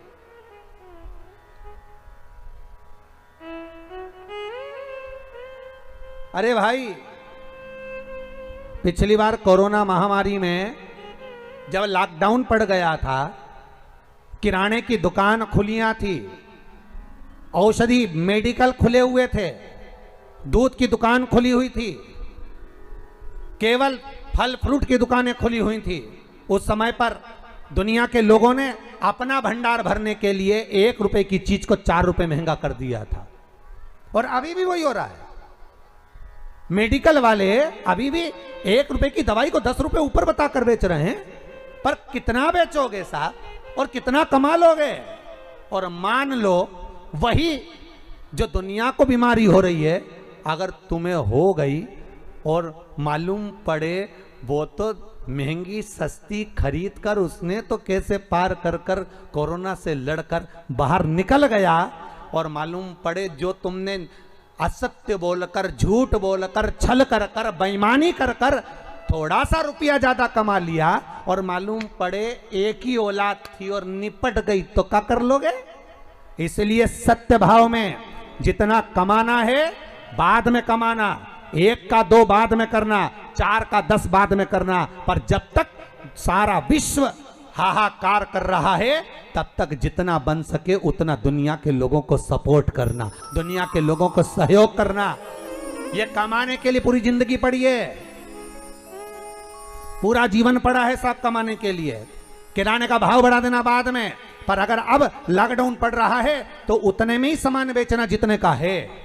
भले 2 रुपया कम कर दो, अपनी तरफ से दान और पुण्य करना प्रारंभ कर दो, क्योंकि ना जाने कौन सा धन आएगा, मालूम पड़े सब उजाड़ कर ले जाएगा। उस धन को बचाने का प्रयास करिए साहब। शिव महापुराण में एक कथा पहले भी कही थी, आज फिर कहते हैं।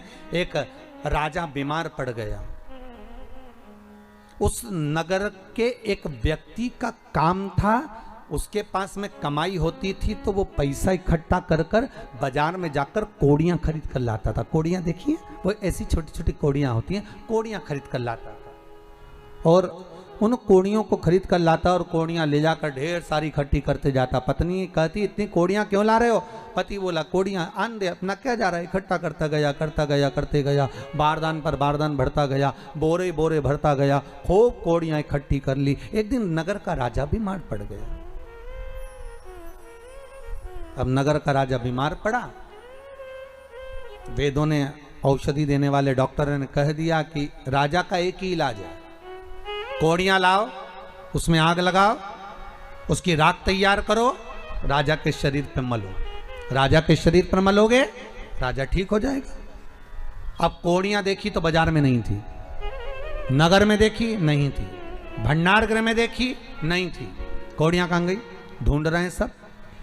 किसी को मालूम पड़ा कि गांव का व्यक्ति रोज सुबह आता है और बाजार में से सारी कोड़ियां खरीद कर ले जाता है। उसके पास पहुंचे, तुम्हारे पास कोड़ियां? हाँ, पर मेरे पैसे की, मैंने इकट्ठी करी, मैंने पैसे से लाया हूं, फ्री की नहीं है मेरे पास। सारी कोड़ियां तुम्हारी है? हाँ। राजा बीमार पड़ा है, थोड़ी कोड़ियां दीजिए, ले जाओ। उन्होंने कहा झोला खोलिए, बैग खोलिए। इसने अंदर से कोड़ियां लाया, बारदान में से थाली पर हाथ फेरा, कोड़ी डाल दी, फिर लाया, फिर कोड़ियों पर हाथ फेरा, फिर कोड़ियां डाल दी।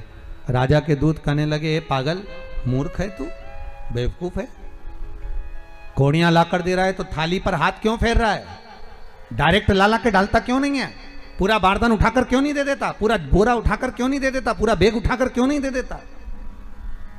महाराज, ये कोड़ियों में मैं वो कोड़ी ढूंढ रहा हूं, ना जाने कौन सी एक कोड़ी ऐसी आ गई जो मेरी इतनी कोड़ियों को, रखी रखाई कोड़ियों को लेकर चली गई। वो गांव का व्यक्ति सोच रहा है कौन सी कोड़ी थी, उस कोड़ी को ढूंढने का प्रयास कर रहा हूं। यही हमारी जिंदगी है। कोई बेईमानी की ऐसी कोड़ी तुम्हारे घर में ना आ जाए कि मालूम पड़े रखा रखाया भी सब लेकर चले जाए। कोई सत्य की कोड़ी ऐसी आती है, ईमानदारी की कोड़ी कोई ऐसी आती है, पुण्य की कोड़ी कोई ऐसी आती है, एक धन, एक रुपया कोई सत्कर्म का ऐसा आता है कि घर में, गांव में, परिवार में शिव महापुराण की कथा करवा देता है। कोई रुपया, कोई कोड़ी ऐसी आती है जो सत्कर्म में लगा देती है, और कोई कोड़ी ऐसी आती है जो रखा रखाया भी बर्बाद कर कर चली जाती है। बघेल परिवार को तो सोचना चाहिए कि पुण्य की कोई कोड़ी आपके पास आई होगी जो भगवान शंकर की कथा हो गई। तो कोई ऐसा धन मत कमाना, एक का दो कर मत कमाना। इस कोरोना महामारी में दुनिया का सपोर्ट करो, सहायता करो कि कोई धन ऐसा ना आ जाए कि मालूम पड़े हमारा रखा रखाया भी चला जाए, हमारी पूंजी, हमारा जीवन सब समाप्त हो जाए। उस कोड़ी को ढूंढना, फिर मत करो एक का दो। थोड़ा समय रुक जाओ भाई, थोड़ा।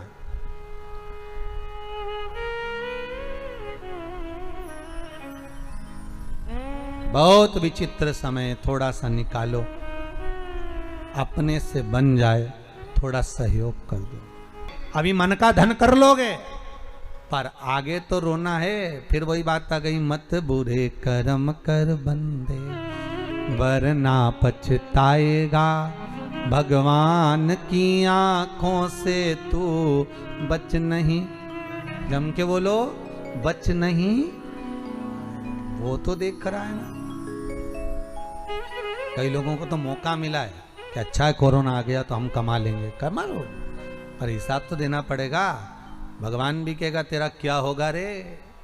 आगे तो बोलो, कालिया होगा क्या, हिसाब तो लेगा। और वो जब हिसाब लेता है ना तो दिखता नहीं है। हिसाब जब लेता है ना उसकी मार दिखती है, ना उसका डंडा दिखता है, ना उसके शब्द दिखते हैं। जब वो हिसाब लेता है तो आंख में से केवल आंसू बहते हैं और व्यक्ति तड़पता है, भीतर से रोता है जब वो हिसाब लेता है।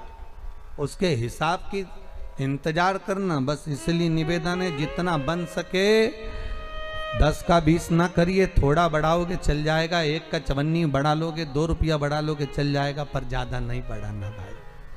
मत सहयोग करो, सपोर्ट करो। तो झूठ बोला है ब्रह्मा, ये गौ माता झूठ बोल रही है, गाय झूठ बोल रही है। गौ माता तूने झूठ बोला, एक रोटी के चक्कर में तू झूठ बोली है। तेरा पूरा शरीर पूजा जाएगा पर मुखा पूज्य होगा। आज भी गाय का मुखा पूज्य माना जाता है। गाय किसी बर्तन को अगर भूख लगाती है तो उसको मांझना पड़ता। तो झूठ बोली है। गाय की आंखों में अश्रु भर गया, गौ माता रो पड़ी। आंखों से आंसू निकल रहे हैं गौ माता के।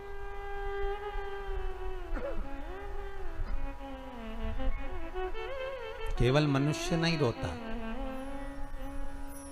केवल मानव की ही आंख में आंसू नहीं आते, जीव भी रोता है, जीव भी रोता है।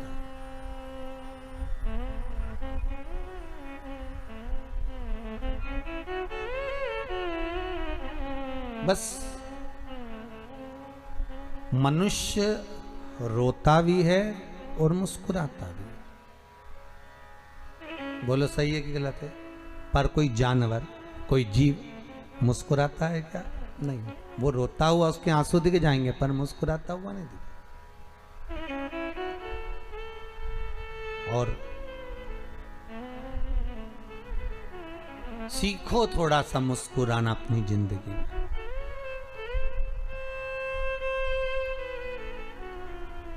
रोने की कला सिखाई नहीं जाती। भगवान पैदा करते से ही भेज देता है कि रोना है। रोना कोई सिखाता है क्या? अरे बोलो जम के। रोने की कला कोई नहीं सिखाता। पैदा होते से ही मां के गर्भ से बाहर निकलते से काय काय कर कर रोना पड़ता है, कोई नहीं सिखाएगा। पर मुस्कुराने की कला सिखाना पड़ती है और मुस्कुराना सीखना पड़ता है।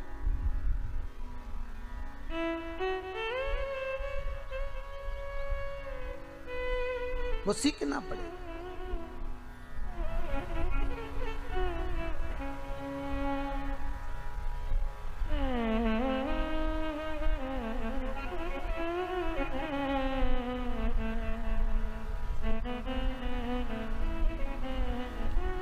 बस इस चित्तवृत्ति से हम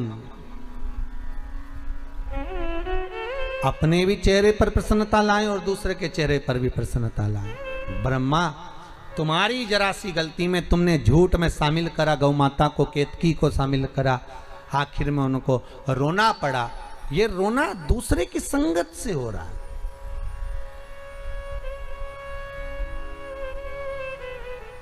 दूसरे की संगत। किसी ऐसे का संग मत पकड़ना कि बाद में रोना पड़े। कई लोग झूठ बुलवाने के लिए एक आदमी को साथ में लेके जाते हैं, बोल सही है कि नहीं, मैंने ऐसा किया था कि नहीं, तो बेचारा साथ वाले को भी साथ देना पड़ता। हाँ वो साहब, और उसने मुंडी हिलाई तो यहाँ कथा कह रही है ब्रह्मा का साथ गौ माता ने दिया तो उसको रोना पड़ा, केतकी के फूल ने दिया तो केतकी के फूल को रोना पड़ा। झूठ बोलने का साथ कभी मत दो। सत्य बोलने का प्रूफ देने के लिए अगर कोई बुलाए तो चले जाना, पर झूठ बोल ऐसा हुआ कि नहीं, और उसको भी झूठ बोलना पता। हाँ सब, हाँ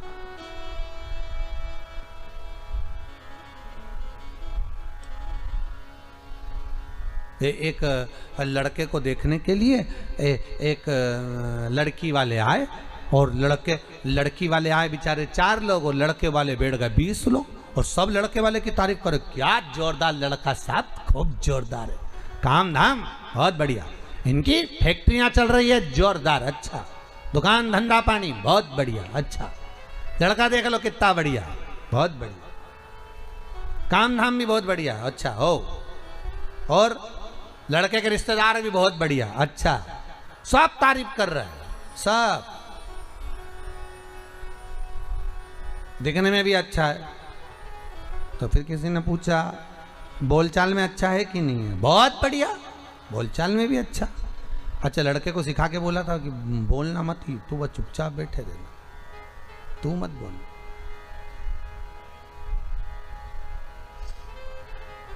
अब वो लड़की की एक छोटी बहन साथ में आई थी। छोटी बहन गई कि हमारी जीजी के लिए हम आपको पसंद करने आए हैं। पास में जाके बैठ गई, पूछा तुम्हारा नाम क्या है, उसने बोलना चालू करा,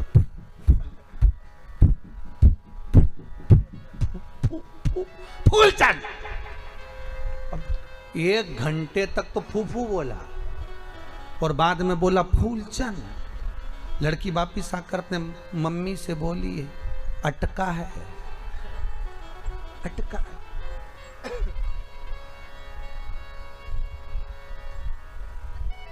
अब क्यों छुपाना भैया झूठ, सत्य है सत्य बोलिए। हम तो कई बार कहते हैं दिवाली मिलने जाओ तो हैप्पी दिवाली मत बोलिए, हम कई बार कहते हैं होली मिलने जाओ तो हैप्पी होली मत कहिए, डायरेक्ट जाकर कहिए राम नाम सत्य है। व्यक्ति जिंदगी में थोड़ा सत्यमय जीवन जिए, अच्छा जिए।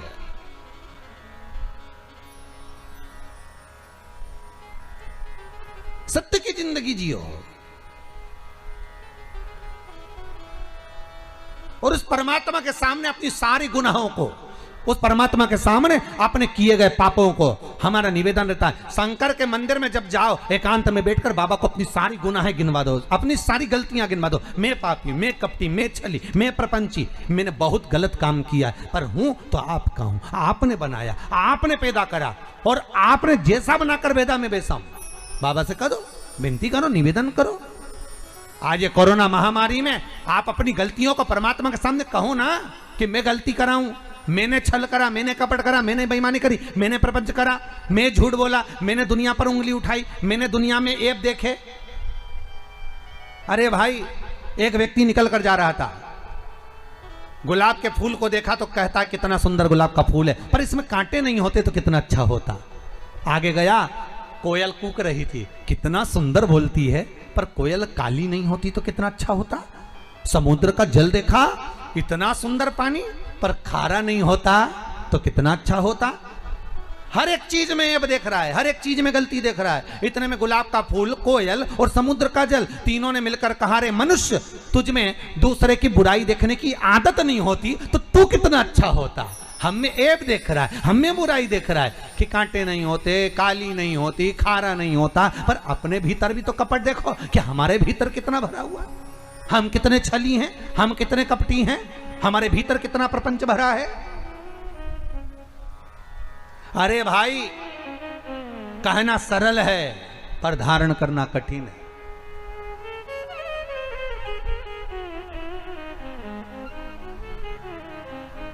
अपने भीतर को टटोलो थोड़ा सा, अपने भीतर शंकर को बिठाओ और भीतर को टटोलो। हे शंभु, हे त्रिकालदर्शी, हे कैलाशी।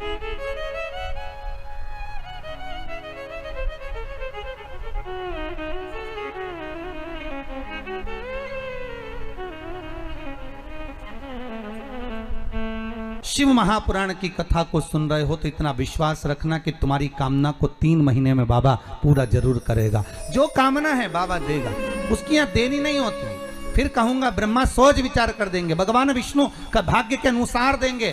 शंकर भाग्य नहीं देखते, वो तो तुरंत दे देते हैं, उनको तो देने से मतलब है, वो तो बस भाव देखते हैं और प्रदान कर देते हैं, बहुत सोचता नहीं।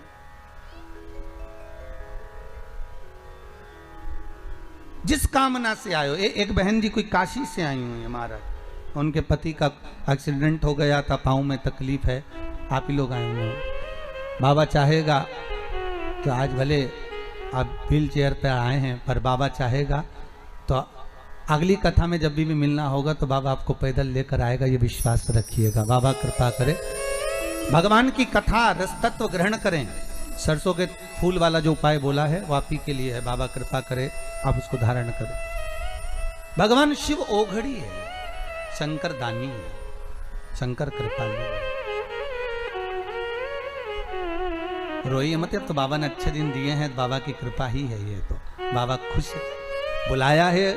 और हम तो कहते हैं बघेल परिवार ने अगर यहाँ बुलाया है तो आप लोगों की कुछ दुआ साथ होगी, इसलिए इस गाँव में, इस जंगल के भीतर शिव महापुराण की कथा का रसास्वादन करने बैठे हैं। कहीं कृपा बाबा की।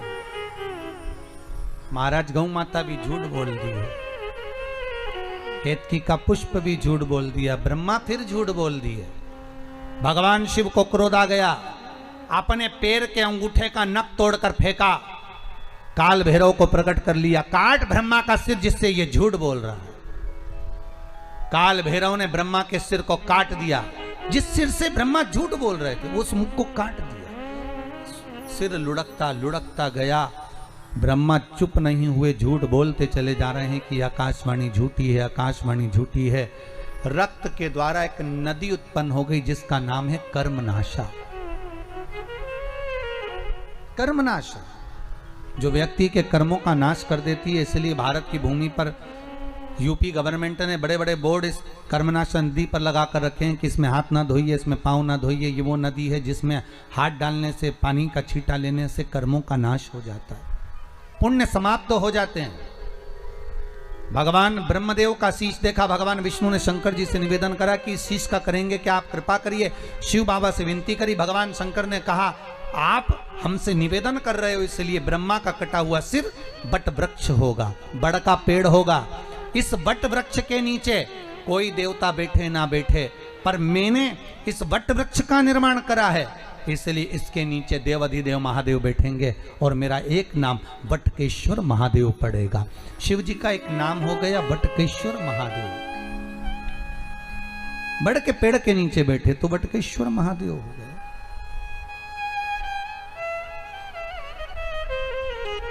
बटकेश्वर महादेव शिव का एक सुंदर भाव, एक सुंदर स्वरूप, एक सुंदर आनंद। बटकेश्वर मार्ग। आपको पहले भी कथाओं में कहा कि कोई व्यक्ति अगर धन लेकर चला जाए, पैसा नहीं दे, तो बटकेश्वर का पूजन, बड़ के पेड़ की जड़ के नीचे शिवजी का पूजन 3 सोमवार करना। वो आपको पहले बताया है और हमारे YouTube पर भी डला हुआ है, आप उसको सुन सकते हैं, उसको निकाल कर आप कर सकते हैं, आपका पैसा वापिस आएगा। बटकेश्वर का आगे चरित्र आया, भगवान ब्रह्मा ने क्षमा मांगी, गलती हो गई प्रभु। क्षमा मांगने में कुछ नहीं जाता। आप लोगों से भी बारंबार निवेदन करते हैं कि क्षमा मांगने में पीछे ना हटे। अगर हुई है गलती तो क्षमा मांग लो।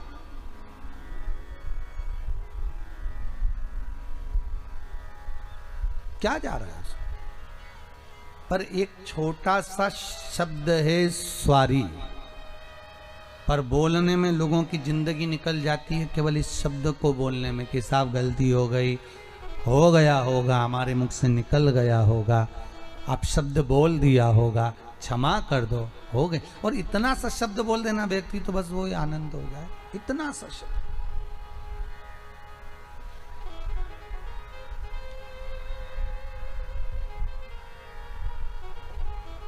पर वही तो नहीं निकलता, वही नहीं निकलता।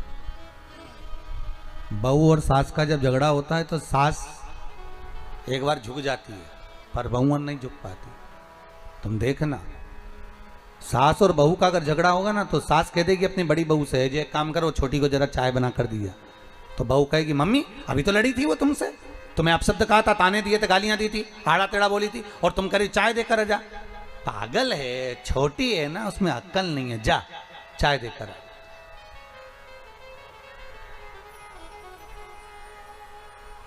जाओ दिया जरा चाय।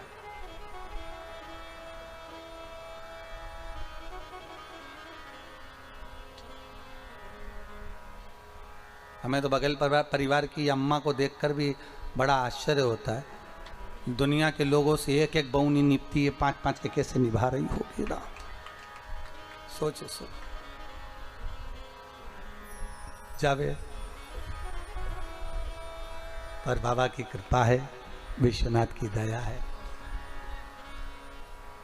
हो गई गलती, क्षमा कर लो, पर निवेदन है एक स्वारी शब्द, एक क्षमा याचना, एक भगवान के सामने बैठकर दिल की बात कह देना।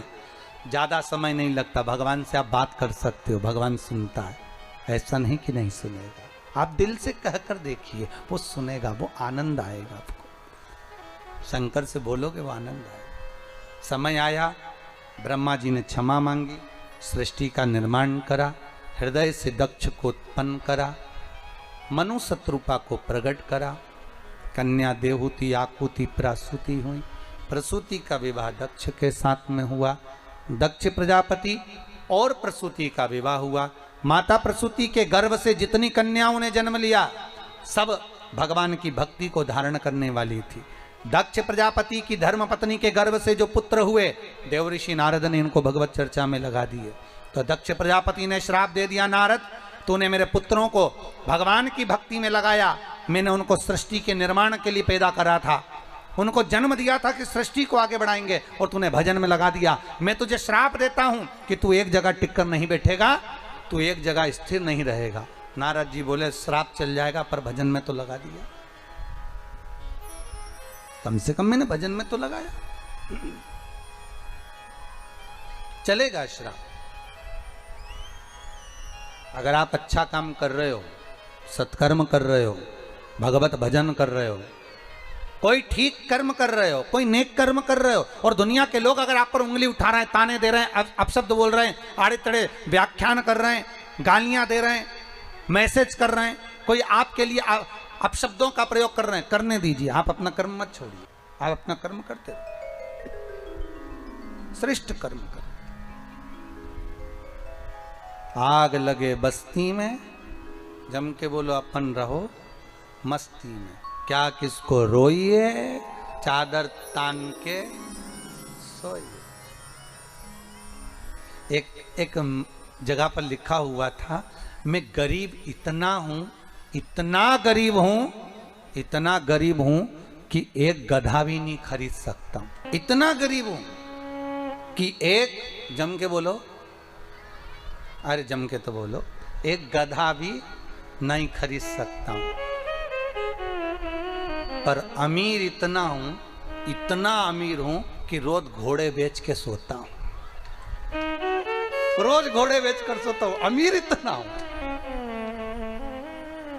अब गरीबी कितना है कि गधा नहीं खरीद सकता, और अमीर कितना है कि रोज घोड़े बेच कर सोता है। बहुत ध्यान देना महाराज, एक व्यक्ति के पास करोड़ों का धन है पर रात को वो घोड़े बेचकर नहीं सोता। नींद आती क्या उसको? नहीं।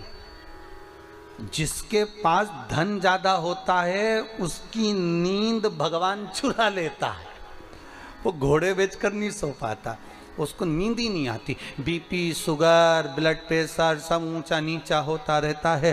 रात को भी सोएगा तो डॉक्टर से कहेगा नींद की गोली दे दो। डॉक्टर नींद की गोली भी देता है तो 2-3 घंटा नींद आती, 2:30 बजे फिर उल्लू जैसा उठ के बैठ जाता है, फिर वापस। तो वो कथा कौन सी गलत कही भाई कि पहले मनुष्य की उम्र, गधा की उम्र, कुत्ता की उम्र और उल्लू की उम्र, इन सब की उम्र बराबर थी, बिल्कुल 40-40 साल। मनुष्य कितने साल का था? जम के बोलो, 40 का। गधा 40 का, कुत्ता 40 का, उल्लू 40 का। एक बार गधा भगवान के पास गया, प्रभु मेरी उम्र 40 साल कर दी, मैं लोगों का बोझा ढोते रहूं, वजन ढोते रहूं, मेरी उम्र कम कर दो। भगवान ने कहा ठीक है गधा, आज से तू 20 साल का। मनुष्य ने आकर कहा हमारा 40 में क्या होगा? भगवान ने कहा गधे की बच्ची है, चलेगी, चल जाएगी, ले जा। कितने का हो गया? 60 का। थोड़ी देर बाद कुत्ता आ गया। कुत्ते ने कहा प्रभु हमको 40 साल का बना दिया, हम दरवाजे पे बैठे रहें, वहीं से भौंकते रहें, लोगों की जूठन खाते रहें, हमारी उम्र कम कर दो। भगवान ने कहा कुत्ता आज से तू 20 साल का। मनुष्य फिर आ गया, प्रभु 60 में क्या होगा? भगवान ने कहा कुत्ते की बच्ची है, चलेगी, ले जा। कितना हो गया? 80 का। थोड़ी देर बाद उल्लू आ गया। उल्लू ने कहा प्रभु हमको रात रात भर पेड़ पे बैठना पड़ता है, जगना पड़ता है, नींद आती नहीं है, हमारी उम्र कम कर दो। भगवान ने कहा ठीक उल्लू, आज से तू 20 साल का। मनुष्य बोला 80 में हमारा क्या होगा? भगवान ने कहा उल्लू की बच्ची चलेगी, ले जा। कितने का हो गया? 100 का। मनुष्य की सही उम्र है 40 साल, बाकी की जितनी उम्र है ये तो दूसरे की उम्र है। 40 के बाद जो 60 तक की उम्र है वो गधे की लगी, इसलिए गधे जैसा बोझा ढोता है, बच्चों को पढ़ाना है, लिखाना है, बहन के घर जाना है, मायरा भरना है, ब्याह करना है, शादी करना है, काम धंधा करना है, ये करना है, तो गधे जैसा बोझा ढोता है। जब गधे की उम्र पूरी हो जाती है 60 साल, फिर किसकी आ गई? अरे बोलो तो, गधे के बाद किसकी थी? कुत्ता की। जैसी कुत्ते की उम्र आती है 80 साल में होता है, तो 80 साल में आते सी घर के लोग, बूढ़े व्यक्ति का जब 80 में आता है तो कमरे में से निकालकर हॉल में दरवाजे के पास खटिया डाल के सुला देते हैं कि 80 के हो गए, यहीं पड़े रहना, और वहीं पे पड़े रहते हैं। जैसे कुत्ता दरवाजे पर रहता है ऐसे बूढ़े व्यक्ति को वहां पटक देते हैं। अब कोई भी आता है तो बूढ़ा व्यक्ति वहीं से चिल्लाता है बहू, वहीं से चिल्ला। 80 की उम्र लगी है, उसके बाद में लगी किसकी?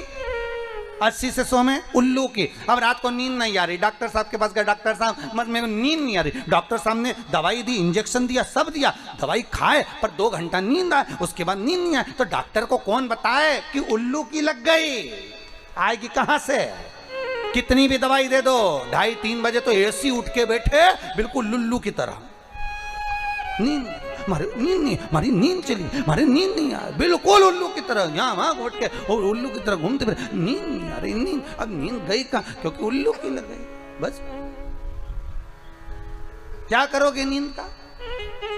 तो गरीब इतना हूं, जम के बोलो, कि गधा भी नहीं खरीद सकता, पर अमीर इतना हूं कि घोड़े बेच कर सोता हूं। जिसके पास धन ज्यादा होता है वो घोड़े बेचकर नहीं सो सकता, पर जो गरीब होता है भले गधा नहीं खरीद सकता, पर सोता ठेले पर, खटिया पे, पलंग पे, जहां सोया मच्छर भी काट रहे तो नींद नहीं खुल रही। मतलब पक्का है कि घोड़े बेचे। सेठ तो यही है, नींद। डॉक्टर भी कहते हैं कम से कम नींद अच्छी लो। मरीज के लिए कहते हैं नींद अच्छी लो, पैसे अच्छे हो जाओगे। अगर नींद अच्छी आ रही है तो नींद अच्छी आए। आज ये कोरोना महामारी में लोगों की नींद उड़ गई, तो हम तो कह रहे हैं कथा सुनो और घोड़े बेच के जो होगा देखा जाएगा। बाबा जो करेगा वही तो होगा, हमारे सोचे से क्या होगा। अब प्रसूति के गर्भ से माता सती का जन्म। देखो, ये सती माता का नाम सती कब पड़ा? जब प्रसूति के गर्भ से जन्मी थी तब सती नहीं थी, तब तो दक्षायनी थी। क्या नाम था?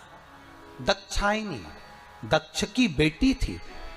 तो सती का नाम सती जब नहीं था, माता सती का नाम तो दक्षायनी था। देवी भागवत में लिखा है, शिव महापुराण में लिखा है दक्षायनी। सती नाम कब पड़ गया? जब पिता के यहां यज्ञ रखा, निमंत्रण नहीं आया, सती दक्षायनी जब गई, दक्ष ने सम्मान नहीं दिया, बहनों ने पूछा नहीं, आदर नहीं हुआ, तब वही दक्षायनी की आंख में जल भर गया। मेरी माता, मेरे पिता, मेरे अपनों ने मुझे ठुकरा दिया। मेरे अपनों ने,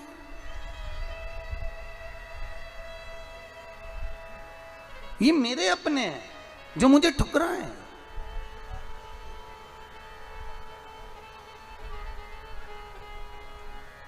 फिर वही वाली बात आ गई, मैं तेरा हूं तू मेरा है,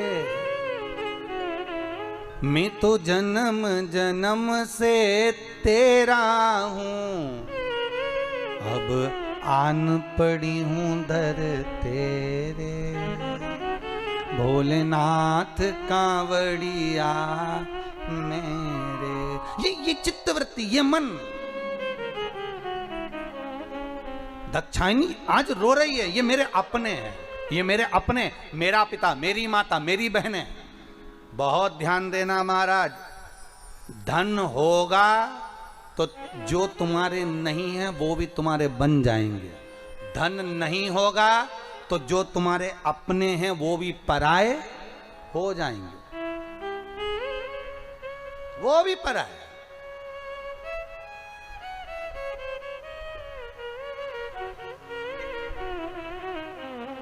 अरे सुख के साथी हजारों थे, जब दुख पड़ा तब कोई नहीं, वारी दुनिया मतलब की दुनिया में किसी का कोई नहीं। जब धन था, ढेर साथी, बहुत भैया जी, भाभी जी, काकी जी, बुआ जी, सब ऐसे जुड़ गए।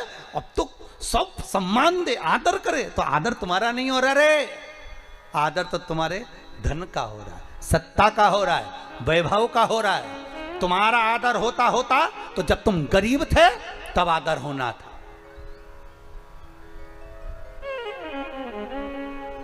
आदर तब होना था जब कुछ नहीं था। देख लिया, समझ गए।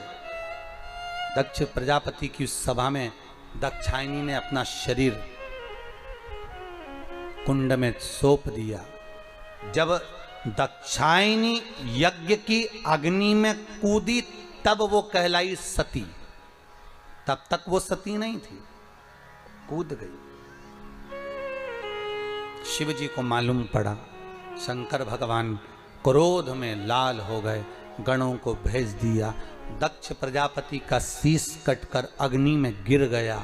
देवताओं ने शंकर जी की स्तुति करी, भोलेनाथ कृपा करो, इनका शीश जोड़ना जरूरी है, अगर यजमान जीवित नहीं होगा तो फिर यज्ञ कैसे होगा। तब यजमान को बकरे का मुख लगाया। काय का मुख लगाया? बकरे का। अब बकरा का मुख दक्ष प्रजापति का लग गया तो फिर उस मुख को धारण करने के बाद जब स्तुति करी तो बकरा हिंदी थोड़ी ना बोलेगा, बकरा तो अपनी भाषा में बोलता है। बब बब बब बब बब। बकरा जैसे बब बब बब बोला, शंकर जी बड़े खुश हो गए, मेरा ससुर कितनी अच्छी स्तुति कर रहा है।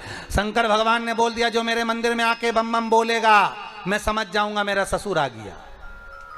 उस दिन से लोग मंदिर में क्या बोलते हैं, बम बम बोले, हर हर महा। भगवान शिव सती मैया जो जलकर भस्म हुई हिमालय राज की नगरी में, मैनावती की गर्भ से जन्म लेती हैं। शिव और पार्वती का मंगल आनंद विवाह होता है। पार्वती मैया भगवान शंकर को आनंद से रिझाने के लिए तप साधना करती, भगवान शिव को रिझाने के लिए।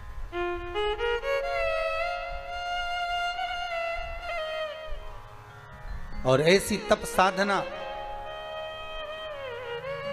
जिनको देवऋषि नारद स्वतः कर देते हैं। देवऋषि नारद जहां स्वयं कह देते कि यह कन्या का जो पति होगा अड़भंग होगा, भस्मी रमाने वाला, जटाजूट बांधने वाला, मृग चर्म को धारण करने वाला, मृग छाला को पहनने वाला,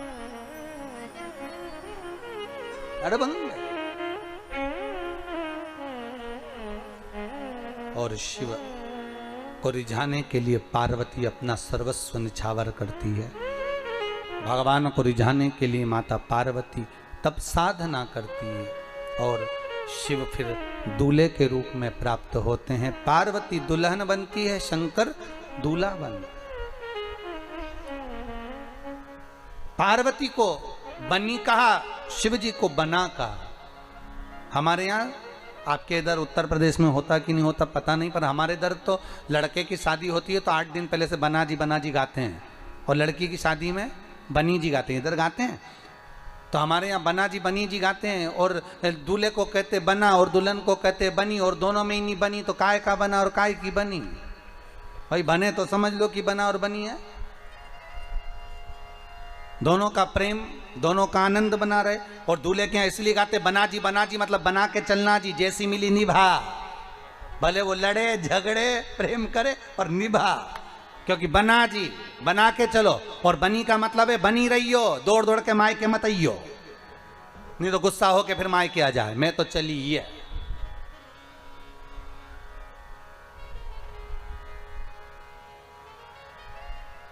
झूठ बोले कौआ काटे।